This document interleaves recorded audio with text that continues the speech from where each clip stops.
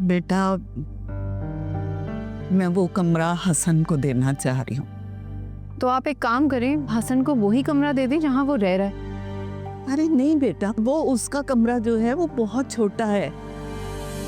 उसका बड़ा जहेज ट्रक भर भर के आना है। बेटा, माँ बाप की ख्वाहिश होती है कि अपनी बेटी को कुछ ना कुछ तो दें। तो जो देंगे वो उसके कमरे में एडजस्ट हो जाएगा। तुम्हें कहा ना, वहाँ नहीं एडजस्ट हो सकता। मैं वो कमरा हसन को देना चाह रही हूँ। अम्मी, उस कमरे में तो मैं रहती हूँ ना।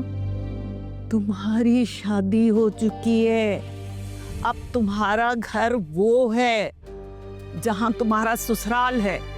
ये क्या बात हुई अम्मी? हसन की शादी के बाद क्या मैं इस घर में नहीं आ सकती? अरे किसने मना किया है? जब चाहो आओ, हसन के कमरे में रह लिया करना। वाह, ये अच्छा है।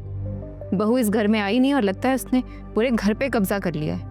बेटा, इस घर पर काबिज होना उसका हक है, जैसा तुम्हारा तुम्हारे ससुराल पे।